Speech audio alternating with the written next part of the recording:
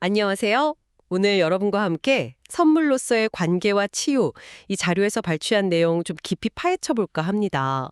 우리가 맺는 관계들의 진짜 목적이 뭘까? 또 우리는 이걸 어떻게 사용하고 있을까? 이런 질문들인데요.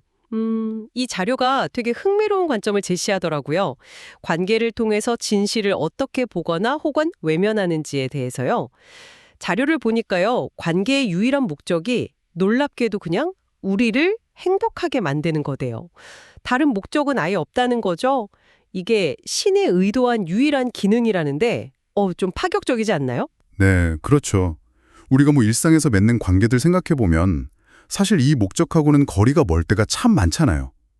근데 여기서 흥미로운 건 성경은 이런 잘못 사용되는 관계들을 없애려는 게 아니라는 거예요. 오히려 그 본래 목적인 행복하게 만드는 것으로 되돌리려고 한다. 뭐랄까 관계 자체를 변형시킨다는 거죠. 아, 변형이요? 근데 우리는 종종 그 본래 목적 대신에 특별한 관계라는 걸 만든다고 자료가 딱 짚어내더라고요. 여기서 말하는 특별한 관계라는 게 뭐 쉽게 말하면 에고가 좀 분리감을 유지하려고 또 신과의 연결을 대체하려고 사용하는 그런 배타적이고 판단에 기반한 관계, 뭐 이런 거겠죠? 네, 맞습니다.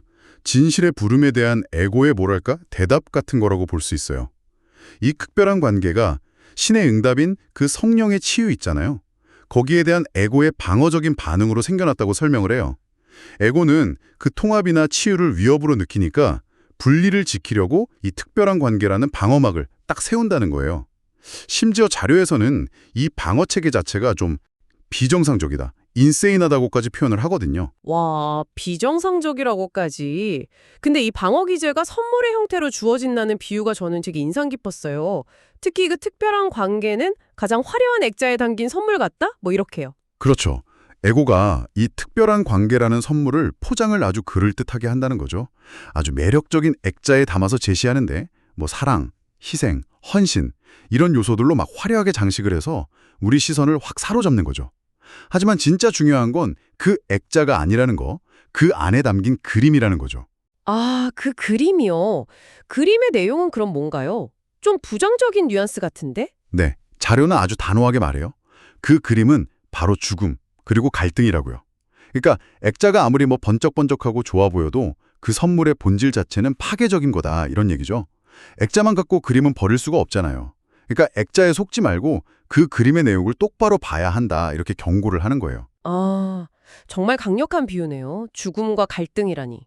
반면에 그럼 성령이 주는 선물도 그림과 액자로 비유가 되나요? 네, 맞아요. 거룩한 순간이 바로 그거예요. 이것도 시간이라는 액자 안에 담긴 그림으로 볼 수 있는데 이 그림은 내용은 완전히 다르죠. 춘국의 축소판, 영원의 실제를 담고 있다고 해요. 근데 이 경우에는 그림 자체에 집중하면 그 액자는 그냥 의미를 잃고 스르르 사라진다고 합니다. 그림이 전부인 거죠. 아, 그렇군요. 결국 우리 앞에는 그럼 두 가지 선물이 놓여 있는 거네요.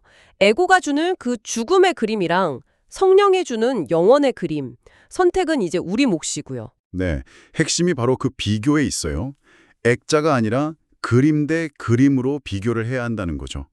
그 어둠의 그림은 빛 속에서 이렇게 자세히 들여다보면 결국엔 공허함, 무의미함 이런 게 드러난다는 거예요.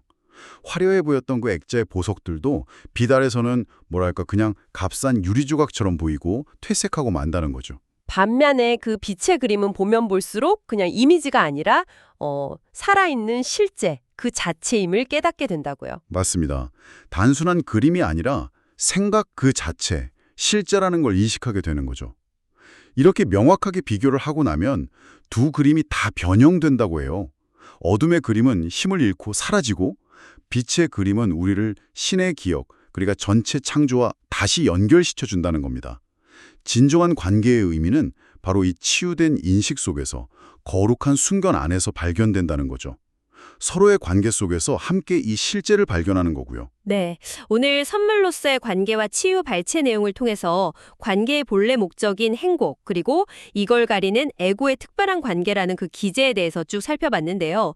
결국 핵심은 그 화려한 겉모습, 즉 액자에 속지 말고 관계의 진짜 내용, 그림을 직시하고 선택하는 데 있다는 거네요. 네, 그렇습니다.